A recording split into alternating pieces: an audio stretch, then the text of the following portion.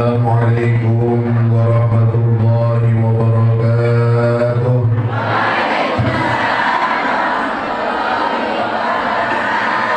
Assalamualaikum warahmatullahi wabarakatuh.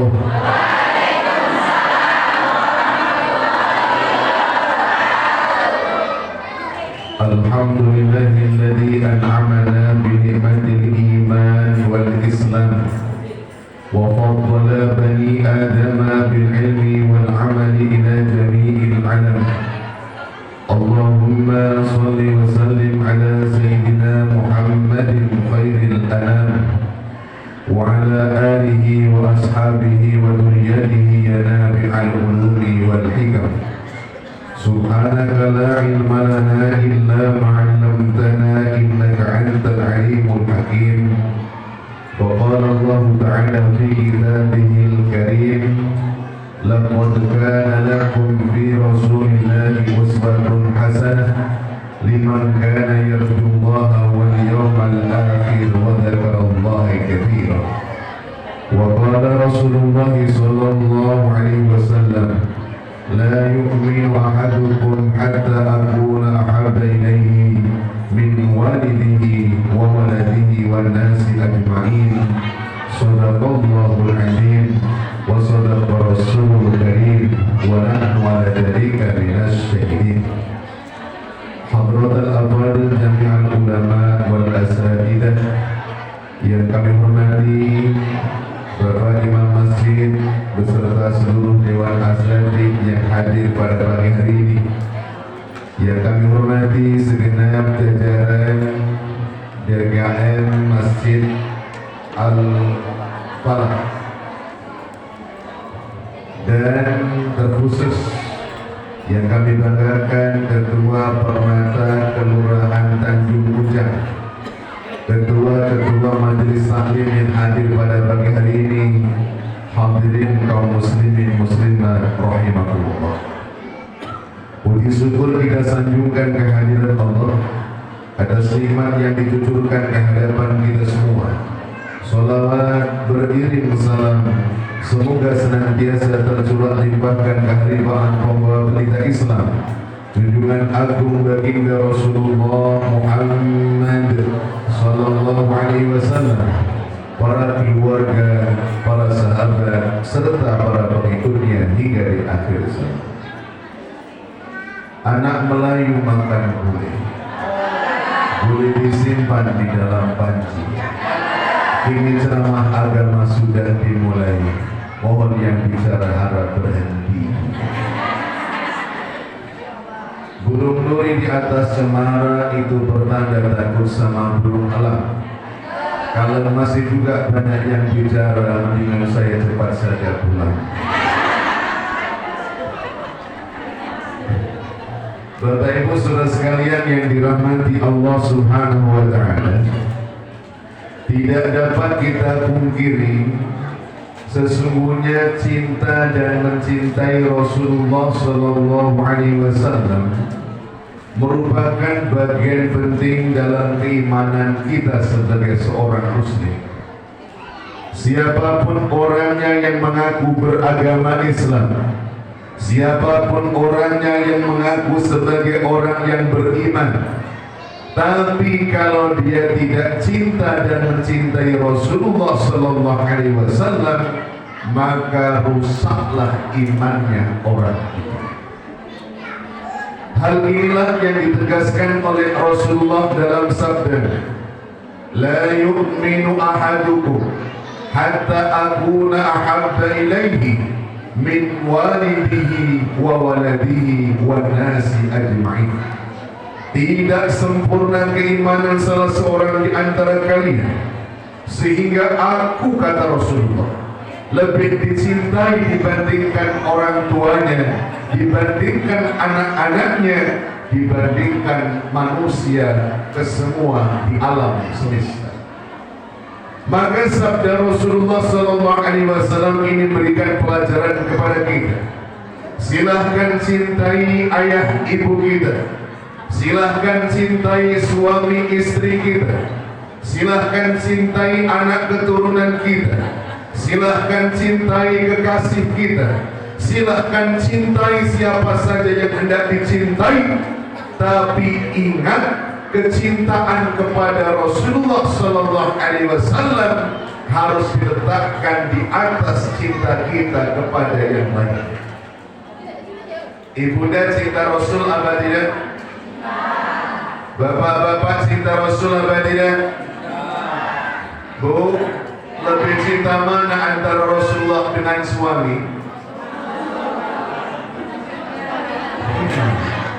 Agak sulit jawab. Kalau terlalu lantang, lebih cinta Rasul, pulang ke rumah takut ada apa-apa. Padahal kalau kita tahu ilmunya, ada yang tanya sama kita, lebih cinta mana antara Rasulullah dengan yang lainnya? Harus tegas kita katakan lebih cinta kepada Rasulullah Sallallahu Alaihi Wasallam. Karena siapapun orangnya yang cintanya kepada yang lain lebih kuat, lebih dahsyat dibandingkan cintanya kepada Rasulullah, Rasul ancam la yu'minu ahadukum, tidak sempurna iman orang yang seperti itu. Namun demikian, cinta kepada Rasulullah itu nggak cukup hanya dengan pengakuan, nggak cukup sekedar kita berucap ana uhibbuka ya Rasulullah, sungguh dan aku mencintai engkau wahai Rasulullah. Cinta kepada Rasulullah nggak cukup sekedar bikin status I love you my Prophet Muhammad. Tapi cinta kita kepada Rasulullah harus kita buktikan dalam amal kehidupan kita yang nyata. Harus ada buktinya, nyata dalam kehidupan kita. Maka pagi hari ini kita mencoba, kalau selama ini kita mengaku sebagai orang yang cinta kepada Rasulullah, benarkah kita benar-benar orang yang mencintai beliau? Itu yang akan kita uji dalam tausiah kita pagi hari ini. Setidaknya ada 3 tanda utama kalau orang itu benar-benar mencintai Rasulullah Sallallahu Alaihi Wasallam. Maknanya, kalau 3 tanda ini ada dalam diri kita, dekat rasanya untuk dikatakan sebagai orang yang cinta kepada Rasul. Tapi sebaliknya, kalau 3 hal ini tidak ada dalam diri kita, jauh rasanya untuk dikatakan sebagai orang yang cinta kepada Rasulullah Muhammad Sallallahu Alaihi Wasallam. Apa saja tanda kalau orang itu mencintai Rasulullah? Yang pertama, dia akan banyak mengingat-ingat Rasulullah dengan memperbanyak sholawat kepada beliau. Sekali lagi, tanda kalau orang itu mencintai Rasulullah, dia akan banyak ingat kepada Rasulullah dengan memperbanyak sholawat kepada beliau. Kenapa demikian? Karena sudah menjadi fitrah. Namanya orang cinta pasti akan selalu ingat pada yang dicintai. Betul? Betul Ibu? Pernah punya pengalaman dalam hidup? Iya. Ya. Ibu punya suami, katanya cinta, tapi sudah 2 kali puasa, 2 kali lebaran tak kunjung pulang. Bang Tony berdepan. Kira-kira kita masih yakin dia mencintai kita apa tidak? Kalau sudah 2 tahun gak ingat kita, pasti kita minimal meragukan rasa cinta. Tapi sebaliknya, kalau orang itu sudah jatuh cinta, sanggup mengatakan kucing kurus mandi di papan si kayu jati, badanku kurus bukanlah kurang makan, tapi mikirkan di kau si jantung hati.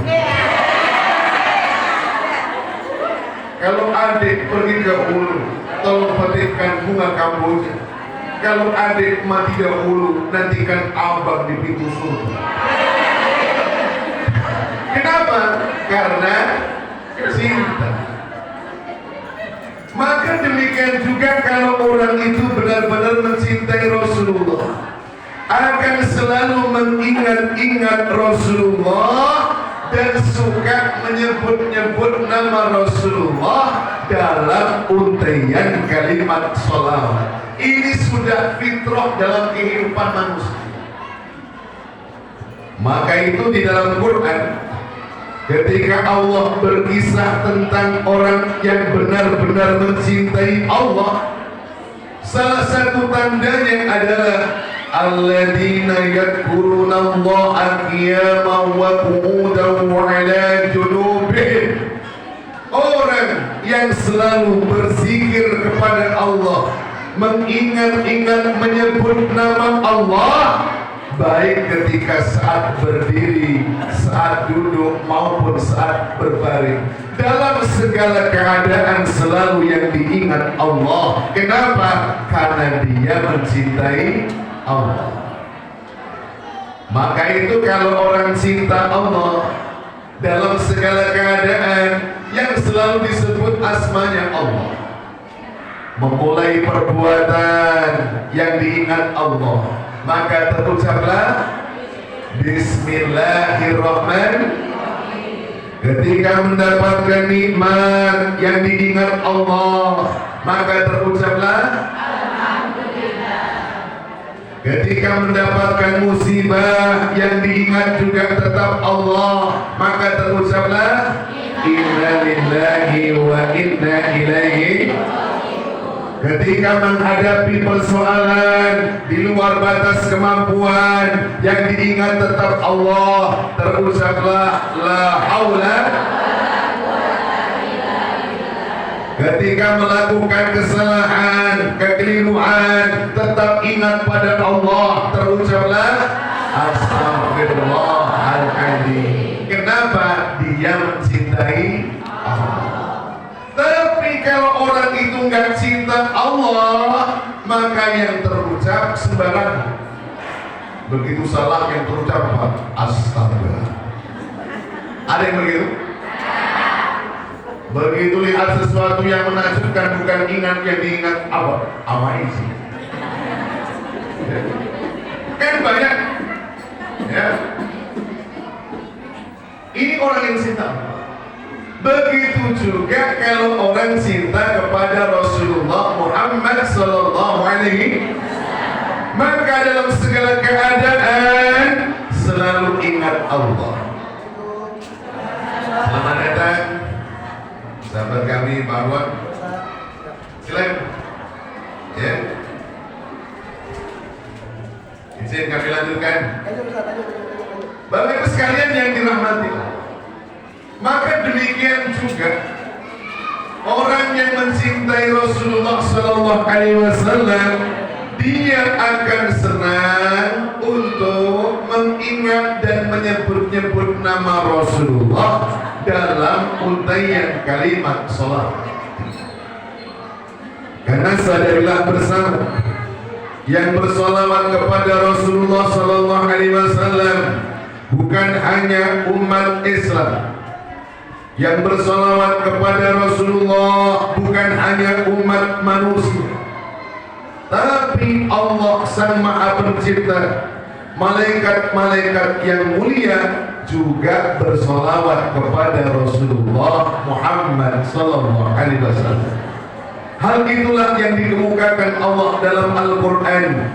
Inna Allaha wa malaikatahu yusalluna 'alan nabi ya ayyuhalladzina amanu sallu 'alaihi wa sallimu.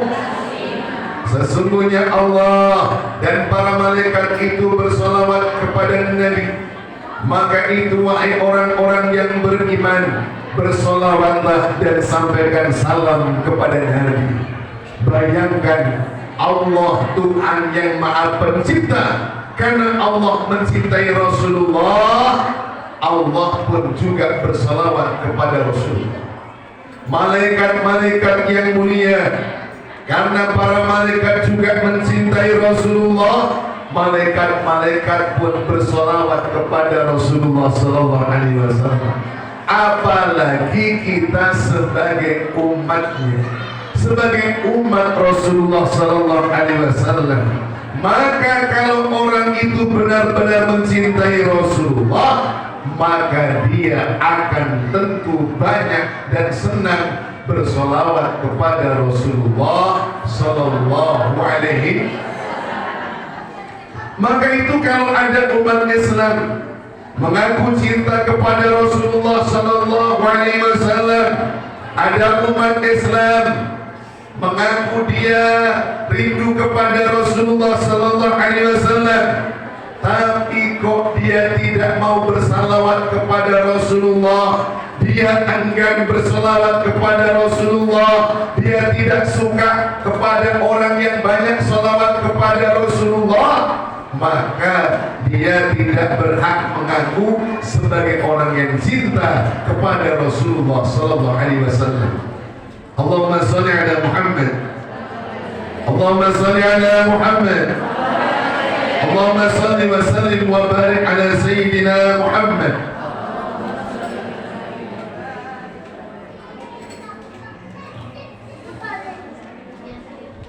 Bapak Ibu saudara sekalian kaum muslimin yang dirahmati Allah Subhanahu wa taala, maka itu pantas kalau Rasulullah Sallallahu Alaihi Wasallam ketika ditanya siapakah orang yang paling mulia di sisi Rasulullah kelak pada hari kiamat, maka Rasulullah menjawab, inna awlan nasi bi yaumal qiyamah aktaruhum alayya salatan. Orang yang paling mulia di sisiku kelak pada hari kiamat adalah orang yang paling banyak bersolawat kepada Rasulullah Muhammad Sallallahu Alaihi Wasallam.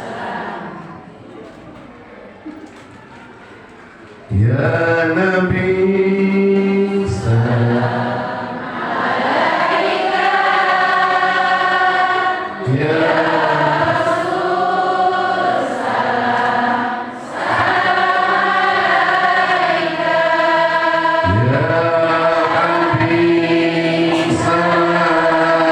alaika,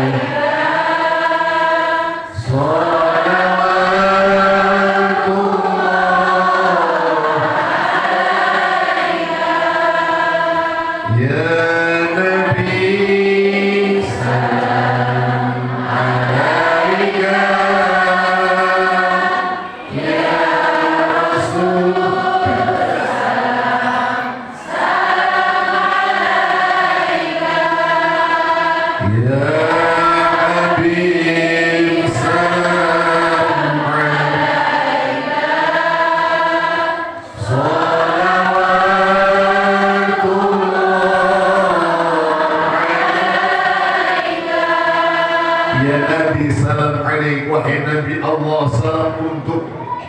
Ya Rasul salam alaik, wahai Rasulullah salam untukmu. Ya Habib salam alaik, wahai kekasih Allah salam untukmu. Salawatullah alaik, semoga rahmat Allah senantiasa ditujukan kepadamu. Maka salawat ini bukti kita cinta kepada Rasulullah Muhammad Sallallahu Alaihi Wasallam. Apalagi sholawat ini boleh kita katakan ibu sekalian, ibadah yang mudah, ringan, tapi fadilatnya sangat besar. Saya ulang sekali lagi, sholawat ini merupakan ibadah yang mudah, ringan, tapi fadilatnya sangat besar, fadilatnya sangat luar biasa. Kenapa kok mudah? Kenapa kok ringan? Bapak Ibu sekalian, kalau ibadah-ibadah yang lain itu syarat rukunnya banyak. Ibu mau perbanyak sholat sunnah misalnya, harus suci dari hadas besar, kecil, dan najis, harus menutup aurat, harus menghadap ke arah kiblat, rokaatnya pun diatur sedemikian rupa. Ya, ibu mau puasa berat, ya, harus sekian jam nahan lapar dan dahaga. Begitu juga baca Quran, mungkin bagi yang tidak terbiasa berat. Tapi sholawat ini ibadah yang ringan. Kenapa saya katakan ringan? Simple, mudah. Ibu pengen sholawat yang modelnya sholawatnya panjang, boleh. Seperti apa? Seperti sholawat nariyah. Apa sholawat nariyah? Sekali sholawat hampir setengah menit. Allahumma sholli sholatan kamilatan wa sallim. Atau sholawat pujian. Allahumma sholli ala sayyidina Muhammadin sholatan tunjina bihamdin jamin, panjang, hampir setengah menit. Atau sholawat tibil qulub, panjang-panjang. Kalau ada yang tanya, Pak Kiai, Pak Ustaz, ada nggak sholawat yang lebih pendek bacaannya? Ada. Bagaimana bunyinya? Allahumma sholli wa sallim wa barik ala sayyidina Muhammad wa ala ali sayyidina Muhammad. Ada yang tanya lagi, ada yang lebih pendek lagi apa tidak? Ada. Bagaimana? Allahumma sholli wa sallim ala sayyidina Muhammad. Ada yang lebih pendek lagi apa tidak? Ada. Bagaimana? Allahumma sholli ala sayyidina Muhammad. Ada yang lebih pendek lagi? Ada. Bagaimana? Allahumma sholli ala Muhammad. Ada yang lebih pendek lagi? Ada. Bagaimana? Allahumma sholli ala Muhammad. Ada yang lebih pendek lagi? Masih ada. Bagaimana? Sallallahu ala Muhammad. Ada yang lebih pendek lagi? Enggak ada. Artinya apa? Ibadah ini fleksibel. Ibu waktunya panjang, silahkan pakai sholawat yang panjang-panjang. Ya, sambil nunggu Ustaz mau 1 jam baca sholawat, nggak masalah. Ya. Pak Ustaz, kami orang sibuk, bisakah kami bersolawat? Bisa. Bagaimana? Sholawat paling pendek. Bagaimana redaknya? Sallallahu ala Muhammad, sallallahu ala Muhammad, sallallahu ala Muhammad, sallallahu ala. Boleh? Boleh. Sholawat itu mudah. Kenapa? Ibu bersolawat dalam keadaan berwudu, bagus. Ketika kita mau sholawat nggak punya wudu juga tetap bagus, tetap boleh. Di masjid sholawat bagus. Di rumah kita sholawat juga bagus. Ketika sedang bersukacita, tasyakur, bersolawat bagus. Ketika sedang berduka cita, bersolawat juga bagus. Dalam segala keadaan sholawat itu indah, sholawat itu bagus. Itulah kehebatan sholawat. Maka dengan demikian jelas, kalau orang benar-benar mencintai Rasulullah Sallallahu Alaihi Wasallam, dia akan banyak bersolawat kepada beliau. Rasulullah Sallallahu Alaihi Wasallam mengingatkan, man shalla alayya salatan sallallahu biha asra. Siapa orang yang bersalawat kepadaku 1 kali, maka Allah akan bersalawat untuknya 10 kali. Maknanya apa? Ketika ibunda membaca Allahumma sholli ala Muhammad, maka 10 rahmat dicucurkan oleh Allah untuk kita semua. Inilah agungnya salawat kepada Rasulullah Sallallahu Alaihi Wasallam.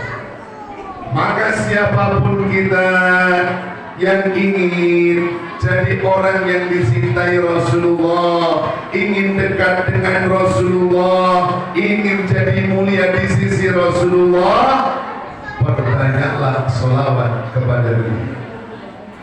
Ini yang pertama. Kemudian yang kedua, tanda orang yang cinta kepada Rasulullah, maka dia akan meneladani Rasulullah dalam hidup dan kehidupan. Dalam Quran Allah Subhanahu wa taala berfirman, laqad kana lakum fi Rasulillahi uswatun hasanah liman kana yarjullaha wal yawmal akhir wa dzakarallaha katsiran. Sungguh telah ada pada diri Rasulullah suri teladan yang baik bagi orang yang mengharapkan Allah dan hari akhir, mereka banyak menyebut asma Allah Ta'ala.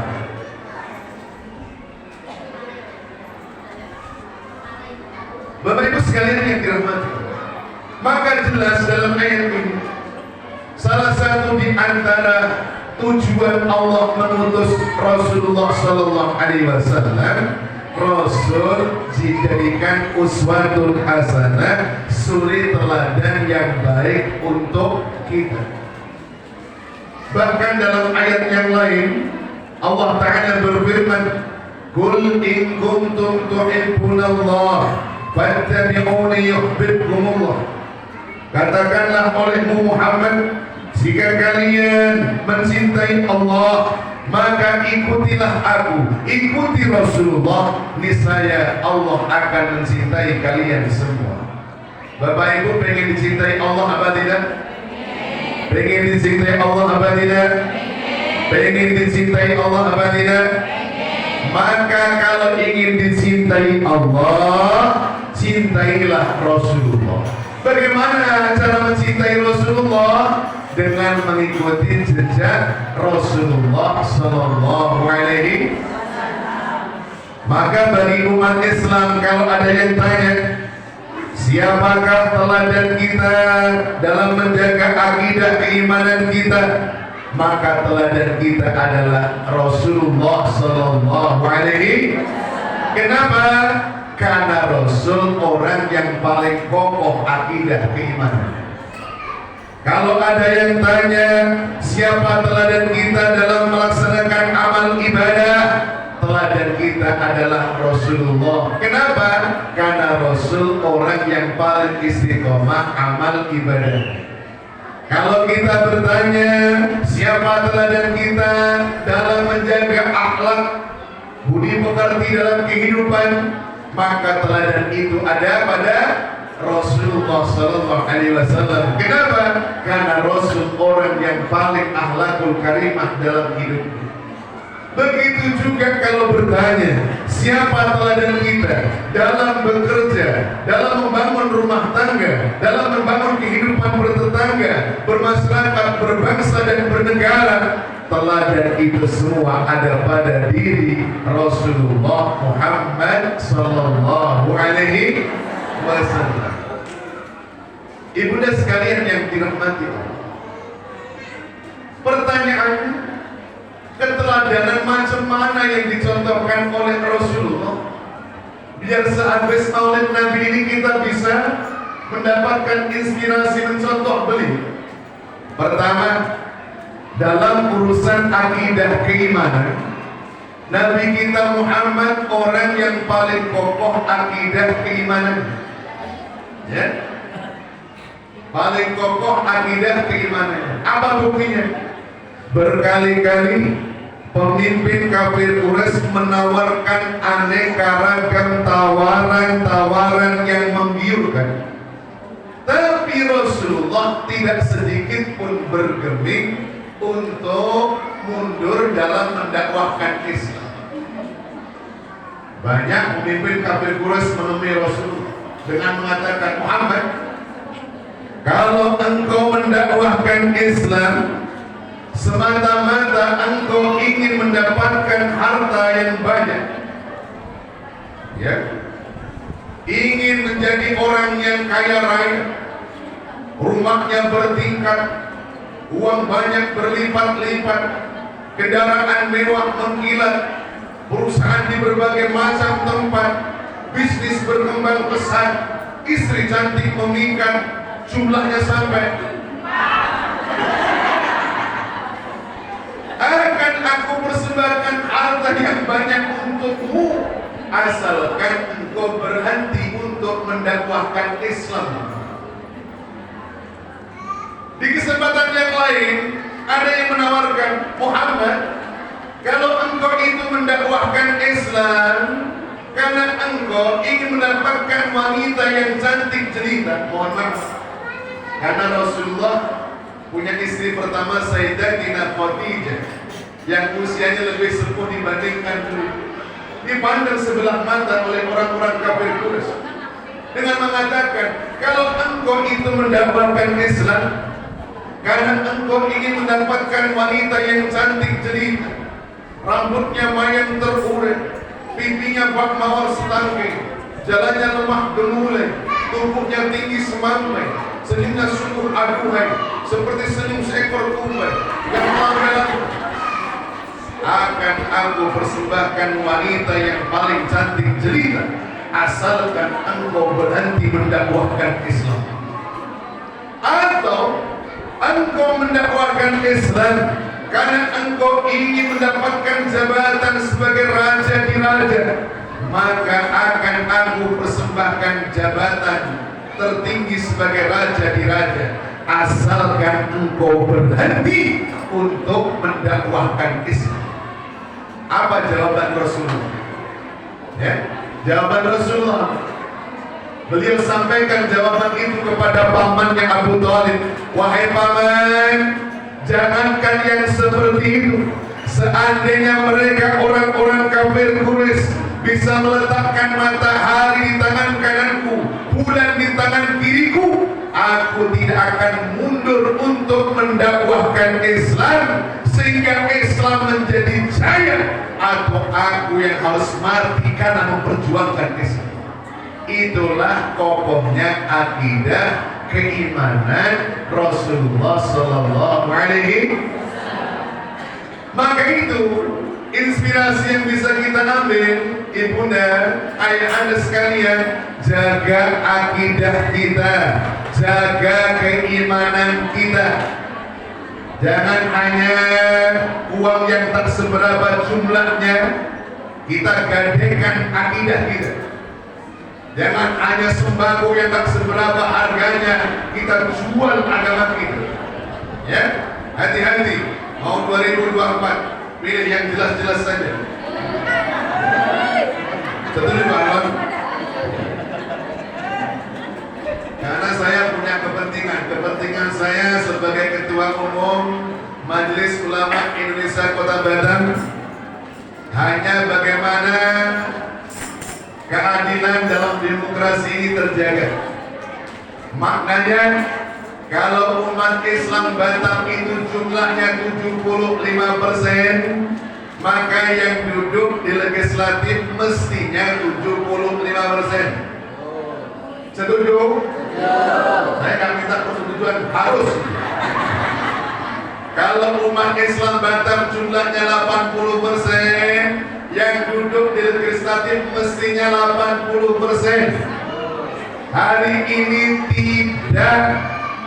Saya buka saja. Yang salah siapa? Yang salah kita umat Islam. Maka ini adalah ya, pemimpin majelis taklim. Seorang muslim, pilihlah yang muslim. Ya. Yang jelas-jelas saja. Yang jelas siapa? Yang pokoknya yang datang di hadapan kita jelas banget. Lamui nggak boleh kampanye. Ibu sekalian yang dirahmati Allah. Ya. Kemudian kalau kita tanya, amal ibadahnya seperti apa? Ya, amal ibadahnya Rasulullah itu seperti apa? Dijelaskan dalam hadis Nabi. Karena Nabi sallallahu alaihi wasallam yadkurullaha ala kulli ahyanih, adalah Rasulullah sallallahu alaihi wasallam senantiasa berzikir kepada Allah dalam segala keadaannya. Dalam segala kehidupan Nabi tidak pernah putus zikir kepada Allah Subhanahu. Itulah beliau. Bahkan sebagian ulama menjelaskan, hatta ketika Rasulullah sallallahu alaihi wasallam tidur sekalipun, beliau tidak pernah putus dari zikir kepada Allah. Loh kok bisa? Karena yang tidur hanyalah mata beliau, tapi hati Rasulullah tetap hidup. Inilah Nabi. Sehingga Rasulullah menjadi teladan kepada kita. Untuk apa? mengamalkan ayat Al-Quran di mana Allah Ta'ala perintahkan kita untuk berzikir sebanyak apa? Dzikran katsira. Allah perintahkan zikir untuk yang sebanyak-banyak. Sehingga terjawab Bapak Ibu, jangan bingung. Belakangan ada orang yang mempersoalkan, ini orang kok zikir banyak betul, overdosis zikirnya. Ya, yang dikritik siapa? Mohon maaf, sebagian pengamal thariqah. Ada beberapa thariqah yang mengajarkan kepada muridnya apa? Sehabis sholat minimal zikir 165 kali, baca kalimat la ilaha illallah. Kemudian disambung lagi zikir dalam hati, mengucapkan kalimat Allah, Allah, Allah 1000 kali. Ada kemudian yang mempersoalkan, ini orang overdosis. Kenapa? Kebanyakan zikirnya. Saya katakan, bagaimana dikatakan overdosis? Rasulullah itu zikir dalam hidupnya nggak pernah putus ada kuliahnya. Maka zikir kita dibandingkan zikirnya Rasulullah jauh panggang daripada api. Artinya masih sangat jauh. Maka tidak tepat kalau ada orang zikirnya banyak kemudian dipersoalkan, itu nggak tepat. Itu baru zikir. Bagaimana istighfarnya Nabi? Dalam satu riwayat dikatakan Rasulullah itu sehari semalam istighfarnya tidak kurang dari 70 kali. Riwayat lain mengatakan Rasulullah sehari semalam istighfarnya tidak kurang 100 kali. Padahal Nabi Rasulullah orang yang dijaga oleh Allah, semua dosanya dijamin diampuni Allah Subhanahu. Tapi sehari semalam istighfar tidak kurang 70 sampai 100 kali, tidak kurang. Artinya sering lebih daripada. Pertanyaannya, kita sebagai umatnya yang nggak punya garansi apa-apa ini, sehari semalam istighfar kita berapa kali? Berapa kali itu? Jujur, jangan ada dusta di antara kita. Berapa kali? Habis sholat Ustaz, istighfarnya berapa? 3 kali. Astagfirullahaladzim, astagfirullah. Ya, bahkan kadang-kadang istighfar itu nunggu jengkel dulu. Anak bandel baru istighfar. Astagfirullahaladzim. Lihat suami malas tak jelas. Astagfirullahaladzim. Yang bapak-bapak lihat istri ngomel-ngomel terus gak begitu jelas. Astagfirullahaladzim. Jadi istighfarnya itu minta ampun sama Allah atau meluapkan kejengkelan hati, itu susah bedakan. Itu istighfarnya. Selanjutnya, bagaimana sholatnya Nabi? Rasulullah kalau untuk sholat wajib, sholat fardu, sholat 5 waktu, beliau selalu menjadi imam. Dan Rasulullah teladan imam yang adil. Imam yang adil itu imam yang bagaimana? Imam yang bijaksana. Ya, kalau di belakang yang berjamaah orangnya kuat-kuat, fisiknya kuat, Rasulullah biasanya sholatnya bacaannya agak panjang.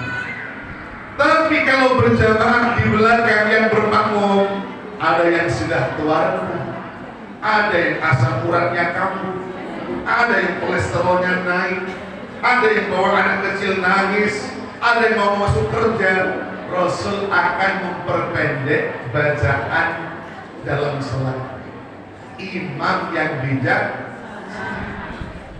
Maka saya di samping Ketua Umum Majelis Ulama Indonesia Kota Banten, kebetulan juga masih menjabat sebagai Ketua Umum Ikatan Persaudaraan Imam Masjid Sekota Banten.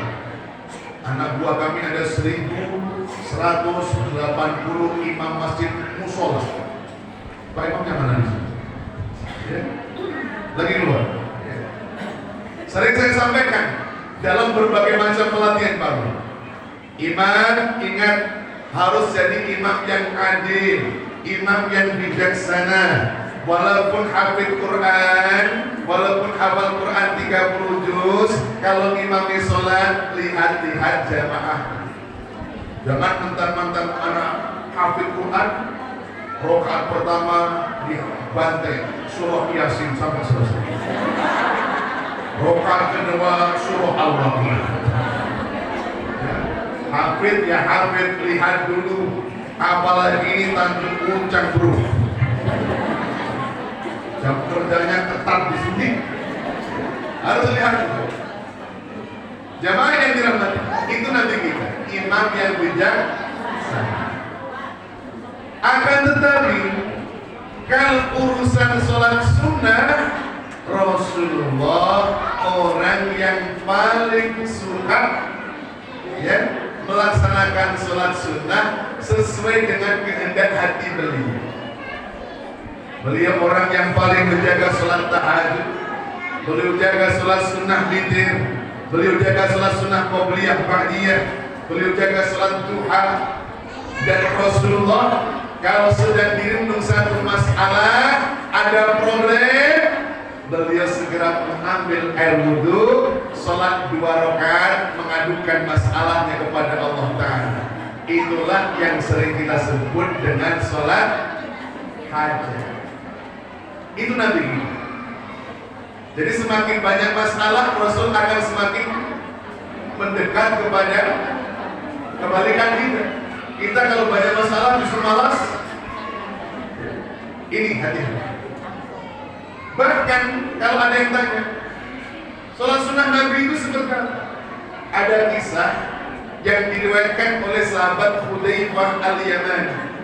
Salah seorang sahabat Nabi pernah menyaksikan Nabi sholat. Sholat apa? Sholat tahajud. Berapa rakaat? Sholat beliau hanya 4 rakaat kata Hudzaifah. Tapi komentar Hudzaifah apa? Walaupun 4 rakaat, hampir-hampir aku tinggalkan Rasulullah. Jadi Rasulullah sholat tahajud, Hudzaifah ngikuti di belakang. Walaupun ikuti Nabi, kata Hudzaifah, hampir aku tinggalkan Rasulullah. Kenapa? Aku nggak sanggup ngikuti di belakang. Kenapa nggak sanggup? Hudzaifah bercerita.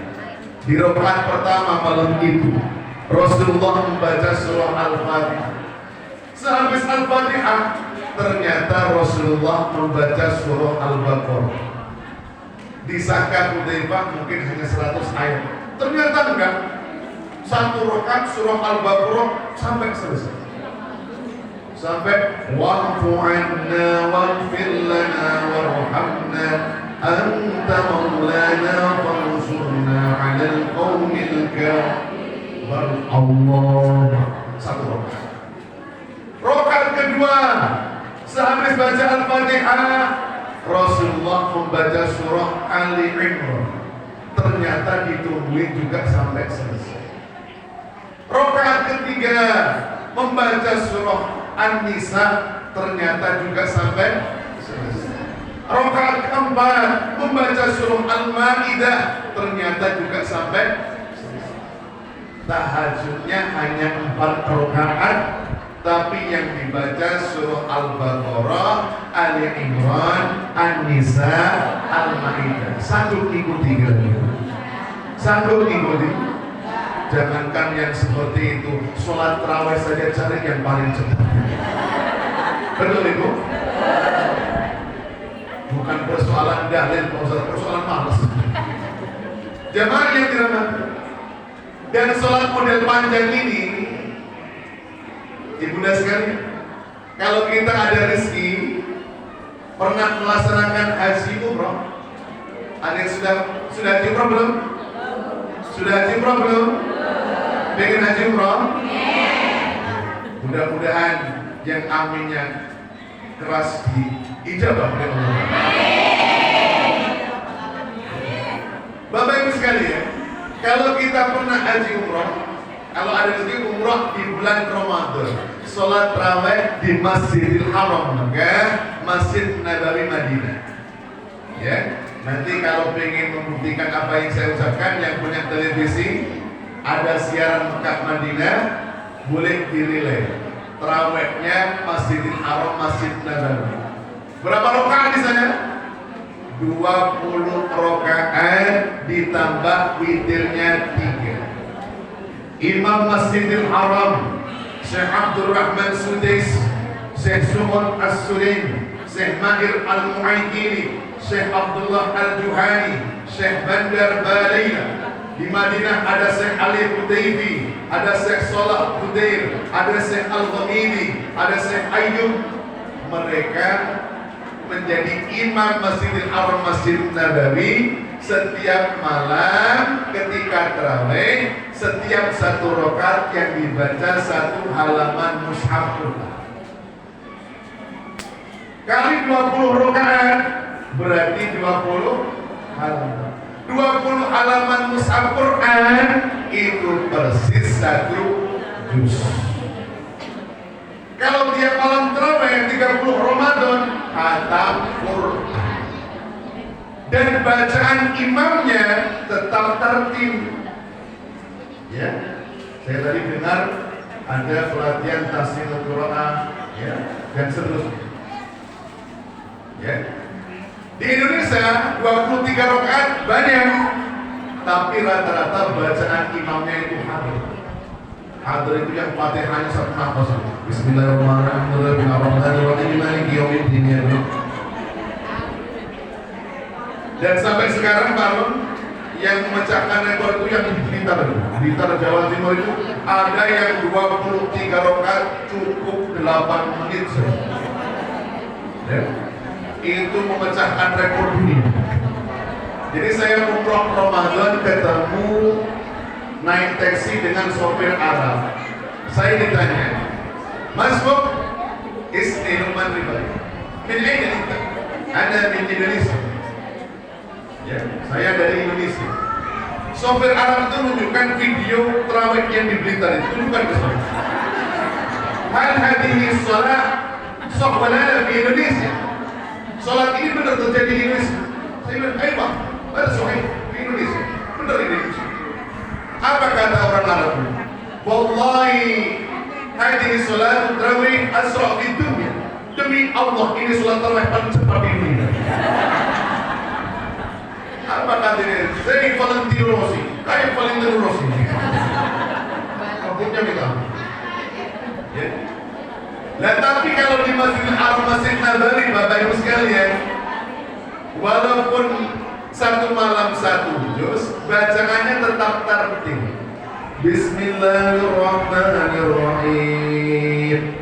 Alhamdulillahi Rabbil Alamin. Ar-Rahmanir-Rahim. Maliki Yaumiddin. Jadi tarawih dimulai habis Isya baru selesai jam 11.30 malam. Bagus apa tidak? Malam Ramadan diisi tarawih seperti ini bagus apa tidak? Bagus. Tapi meskipun bagus, kalau diterapkan di Tanjung Puncak tinggal imamnya sendiri. Gak percaya boleh dicoba. Al-Falah mau nyoba?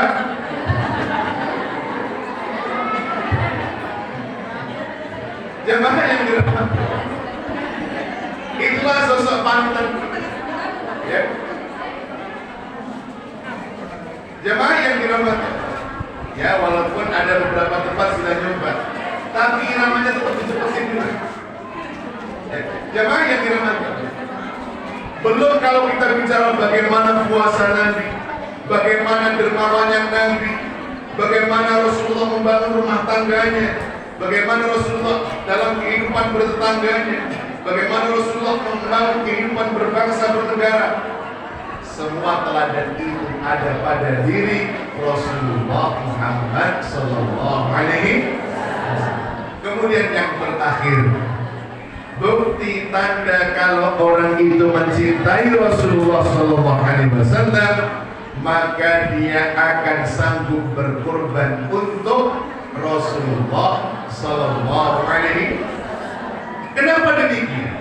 Karena dalam Quran Allah menegaskan, lan tanalul birra hatta tunfiqu mimma tuhibbun. Engkau tidak akan bisa menggapai kebaikan sehingga engkau menginfakkan, mengorbankan dari apa yang paling kau cintai. Maknanya, kalau orang itu punya cinta yang sungguh-sungguh, akan sanggup berkorban untuk yang dicinta. Betul apa tidak? Betul? Ya. Maka itu kalau orang itu sudah jatuh cinta, akan sanggup mengatakan, lautan luas akan aku seberang, gunung yang tinggi akan aku daki, dahulu yang akan aku lewati, pedang yang tajam pun tak mampu memisahkan cinta kita. Oh my darling Elena. Kedahsyatan cinta akan menyebabkan semangat untuk berkorban untuk yang dicintai. Maka kalau kita punya suami itu kok perhitungannya terlalu matang, itu patut dipertanyakan cinta. Sehari sebulan biasanya kasih uang belanja berapa? 2 juta. Tiba-tiba bulan ini turun 1,5 juta. Istri nanya, Bang, kenapa jadi 1,5 juta? Iya, kemarin masak terlalu asin, potong 100 ribu. Kemarin nyetrika nggak bersih, potong 100 ribu. Kemarin karpet banyak debu, potong 100 ribu. Maka itu cinta pedagang. Jamaah yang dirahmati.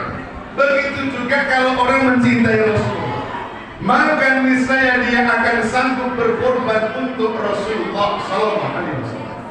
Kita lihat bagaimana kisah Sayyidatina Khadijah radhiyallahu anha, istri beliau mengorbankan hampir semua hartanya untuk kepentingan dakwah demi cintanya kepada Rasulullah Sallallahu Alaihi Wasallam.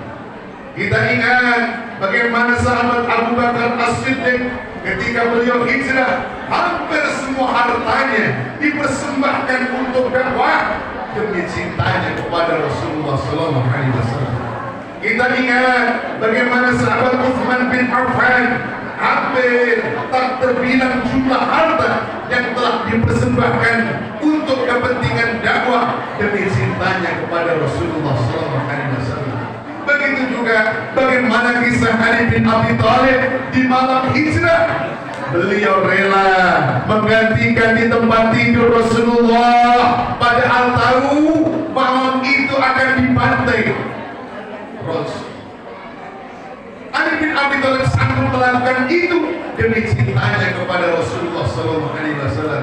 Begitu juga betapa banyak sahabat Nabi yang mengorbankan harta, jiwa, raga, bahkan nyawanya dalam perang Ahzab, perang Khandaq, perang Badar, perang Uhud, perang Hunain.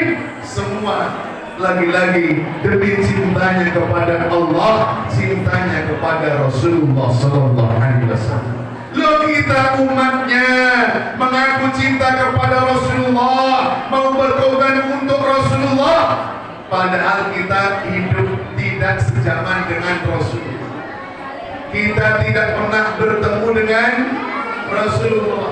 Jangankan bertemu langsung, mimpi ketemu Rasulullah pun barangkali belum pernah. Betul? Ada yang pernah mimpi ketemu Rasulullah? Ada yang pernah mimpi ketemu Rasulullah? Kalau ada, ke depan saya kasih hadiah. Ya, kenapa? Karena Nabi menjanjikan, siapa orang yang bertemu dengan aku di dalam mimpi, sama dengan bertemu aku ketika dalam alam yang nyata. Kenapa? Karena setan, iblis, jin tidak diizinkan oleh Allah bisa menyerupai Rasulullah walaupun dalam mimpi. Maka siapa orang yang mimpi ketemu Rasulullah, itu ru'yatul haq, mimpi yang nyata. Lu kita mencintai Rasulullah, gak pernah ketemu Rasulullah, pengen berkorban untuk Rasulullah. Bagaimana caranya? Mimpi saja gak pernah. Kalau mimpi ketemu hampir sering. Bagaimana cara kita berkorban untuk Rasulullah? Tidak ada lain jalannya, berkorbanlah untuk agama Islam yang diperjuangkan oleh Rasulullah. Ketika kita punya perhatian untuk memakmurkan masjid, untuk pendidikan, untuk dakwah Islam, untuk yatim piatu, untuk fakir miskin, untuk kepentingan umat, berarti kita mencintai Rasulullah Sallallahu Alaihi Wasallam. Tapi sebaliknya, kalau kita tidak peduli terhadap agama Islam, tidak peduli kepentingan umat Islam, berarti kita tidak mencintai Rasulullah Sallallahu Alaihi Wasallam. You understand? You understand? Berarti pas 10 menit acara sebenarnya kan 10 menit tadi, 5 menit doa, 5 menit penutupan. Pas. Bapak Ibu sekalian yang dirahmati Allah, dengan demikian mudah-mudahan kita semua yang hadir digolongkan oleh Allah sebagai orang-orang yang mencintai Rasulullah Sallallahu Alaihi Wasallam dengan memperbanyak salawat kepada beliau, dengan meneladani Rasulullah dalam hidup dan kehidupan kita, dengan berkorban untuk agama Islam, agama yang diperjuangkan oleh beliau. Karena sadarilah bersama, siapapun kita yang cintanya sungguh-sungguh kepada Rasulullah dengan membuktikan 3 hal yang tadi kita sebutkan, insya Allah kelak di akhirat kita akan masuk ke dalam surga bersama Rasulullah Sallallahu Alaihi Wasallam. Karena hanya itu yang kita harapkan. Betul Ibu? Karena itu yang kita harapkan. Kenapa? Karena kalau kita mengandalkan amal kita, rasa-rasanya kok jauh kita dari surga. Betul? Betul? Kita sholat tapi sering tidak khusyuk. Benar? Jujur, jangan ada dusta di antara kita. Kita puasa Ramadan tapi kadang belum bisa menjaga pandangan mata, telinga, lisan, hati kita. Kita bersedekah tapi kadang belum tentu semuanya halal. Kita mungkin ada yang haji umrah tapi belum tentu mampu. Maka jalan yang paling mudah untuk masuk ke dalam surga dengan benar-benar mencintai Rasulullah Sallallahu Alaihi Wasallam. Sebagai penutup tausiah ini, saya cuplikan sebuah kisah inspiratif di mana ada seorang Arab Badui datang menemui Rasulullah. Ya Rasulullah, mata sah. Wahai Rasulullah, kapan datangnya hari kiamat? Rasulullah balik bertanya, ma'adattalah, apa yang kau persiapkan untuk menyongsong datangnya hari kiamat? Sehingga kau bertanya, kapan hari kiamat? Laki-laki Badui ini menjawab, ya Rasulullah, tidak banyak amal yang aku persiapkan untuk menyongsong datangnya hari kiamat dengan memperbanyak salat dan ibadah yang lainnya. Tapi demi Allah, aku mencintai Allah dan Rasul. Apa jawaban Rasulullah? Anta ma'a man ahbabta. Engkau kelak akan bersama dengan orang yang kau cintai. Maknanya, kalau hari ini ayah bunda saudara sekalian, kita di dunia mencintai Allah, mencintai Rasulullah, mencintai para nabi, mencintai para syuhada, mencintai para ulama, mencintai orang-orang yang soleh, maka insya Allah kelak pada saat kita kembali pada hari kiamat, Allah akan kumpulkan kita ma'al anbiya wal mursalin wasuhada wassalihin hasuna ulaika rafiqa. Kita kelak akan bersama para nabi, para rasul, para syuhada dan orang-orang yang saleh. Tapi sebaliknya, kalau kita hari ini di dunia kita menjadi orang yang mencintai orang-orang yang ahli maksiat, kita di dunia mencintai orang yang ahli berbuat kezaliman, mencintai orang yang berbuat kemungkaran, mencintai musuh-musuh Allah, maka kelak pada hari kiamat kita pun akan dikumpulkan dengan mereka ini semua. Na'udzubillah min dzalik. Demikian, mudah-mudahan bermanfaat. Terima kasih atas segala perhatian. Mohon maaf atas segala kehilafan. Kalau pepaya sudah dibelah, tibalah saatnya untuk dimakan. Jika ada kata yang salah, sudilah kiranya untuk dimaafkan. Kalau pedang melukai tubuh, ada harapan untuk sembuh. Kalau kata-kata melukai hati, kemana abad tidak dicari kecuali permintaan maaf dari saya, Luqman Rifai. sampai bertemu dalam frekuensi dan gelombang yang sama. Maka di akhir majlis ini mari kita tutup dengan doa. Mudah-mudahan kita semua yang hadir dijadikan oleh Allah menjadi pecinta-pecinta Rasulullah SAW, menjadi orang-orang yang istiqamah, menjadi orang-orang yang ahli ibadah, menjadi orang yang selalu menjaga akhlakul karimah. Keluarga kita menjadi keluarga sakinah, mawaddah warahmah. Anak-anak kita menjadi anak-anak yang soleh dan salihah, berujung menjadi orang yang husnul khatimah, sehingga kelak pada hari kiamat kita dimasukkan ke dalam surga dengan penuh berkah rahmat dari Allah Subhanahu wa taala. Ala hadinihi wa ala kulli niyatin salihah bisiril Fatihah.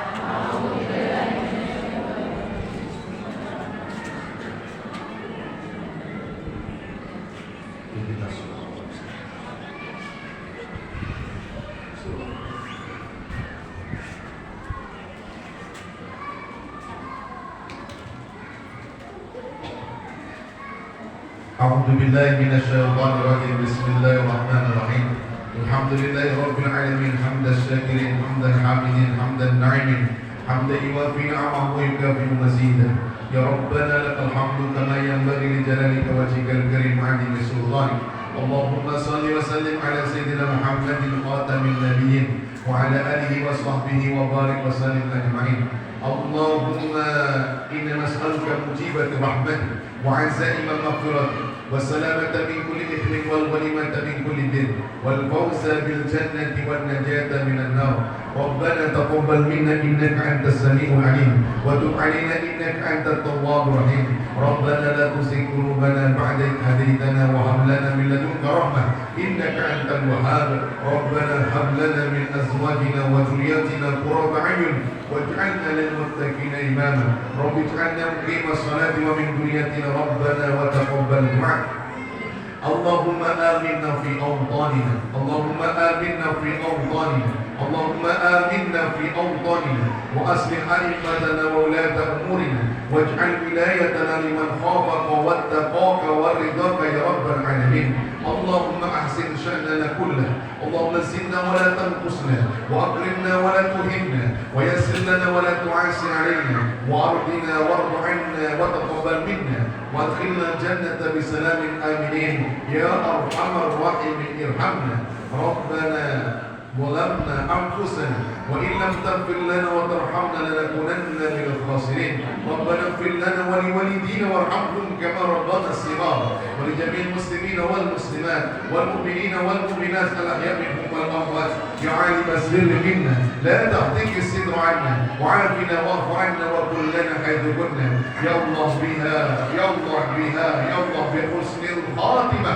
ربنا آتنا في الدنيا حسنة وفي الآخرة حسنة وقنا عذاب النار. سبحان ربك رب العزة عما يصفون وسلام على المرسلين والحمد لله رب العالمين. تقبل الله منكم. Demikian, terima kasih atas segala perhatian, mohon maaf atas segala kekhilafan. Wallahu muwaffiq ila aqwamit thariq wa a'lamukum. Assalamualaikum warahmatullahi wabarakatuh.